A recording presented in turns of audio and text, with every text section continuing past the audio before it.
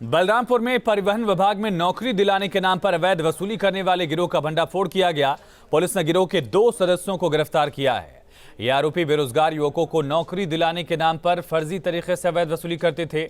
Police को उनके पास से भारी मात्रा में नियुक्ति पत्र, आवेदन पत्र के साथ 1,15,000 रुपए नकद भी पुलिस ने बरामद किए हैं।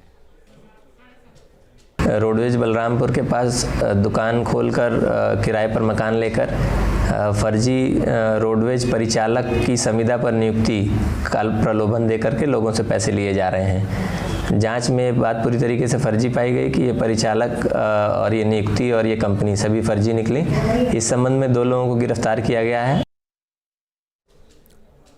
कोरोना के नए वेरिएंट ओमिक्रॉन को लेकर स्वास्थ्य विभाग सतर्क है। ओमिक्रॉन के नए खतरे को देखते हुए लखनऊ से आई टीम ने नोएडा के कोविड अस्पताल में मॉक ड्रिल किया। इस दौरान नोडल ऑफिसर ने ओमिक्रॉन को लेकर सतर्क रहने और कर्मियों को भी जो कमियां हैं उनको पूरा करने के निर्देश दिए गए हैं।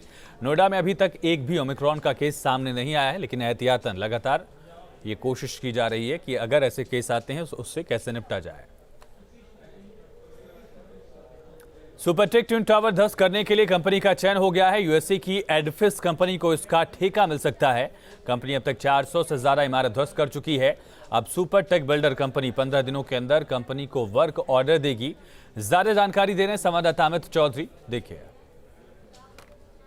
प्राधिकरण के अधिकारियों के साथ साठगांठ कर भ्रष्टाचार की नींव पर बने सुपरटेक के ट्विन टावर अब गिराए जाएंगे। इनको गिराने के लिए एक कंपनी का चयन कर लिया गया है। यूएसए बेस एक कंपनी है जो अभी तक इस तरीके की 400 इमारतों को ध्वस्त कर चुकी है, हमारे देश के अंदर भी और देश के बाहर भी।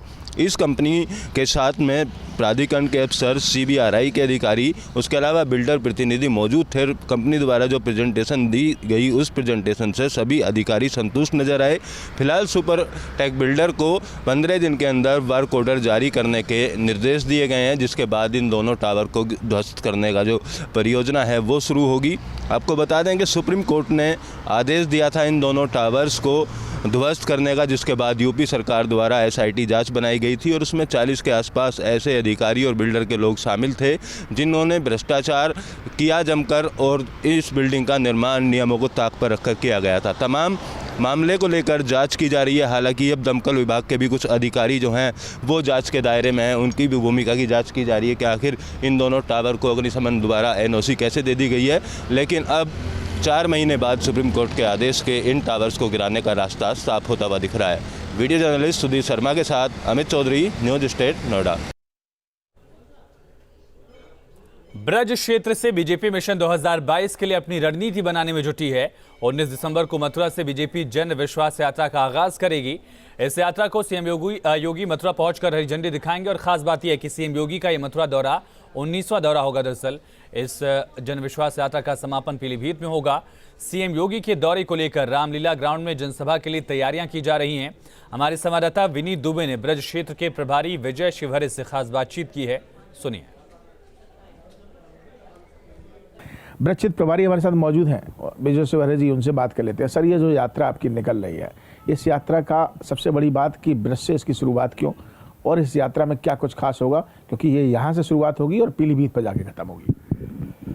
भारतीय जनता पार्टी शीर्ष नेतृत्व के द्वारा उत्तर प्रदेश के अंदर एक जन विश्वास यात्रा 6 यात्रा निकाली जा रही हैं। उसमें एक यात्रा 2 जो आगरा की इस ब्रज की भूमि को जैसे कहते हैं पूरी को, मथुरा में माननीय योगी आदित्यनाथ जी इसका शुभारंभ करेंगे। अभी आपने कहा कि ये ब्रज की नगरी है, तो बाबा विश्वनाथ, अयोध्या और मथुरा की, तो इसमें फ़र्क क्या है? अगर हम अपनी सनातन धर्म को जीवित करे हुए हैं तो उसमें गुनाह क्या है? ऐसा माना जाता है कि अगर ब्रज पर आपने कब्जा पा लिया तो समझो उत्तर प्रदेश का रास्ता क्लियर है। मुझे लगता है कि ठाकुर जी की, कृष्ण जी की बहुत कृपा है। 2014 से हम देख रहे हैं यशस्वी देश के प्रधानमंत्री नरेंद्र भाई मोदी जी जब प्रधानमंत्री बने थे तो ब्रज से 14 में से 12 में जीत कर गए थे। और इसी के साथ बुलेटिन में इतना ही। खबरें लगातार जारी हैं, बने रहिए न्यूज स्टेट के साथ।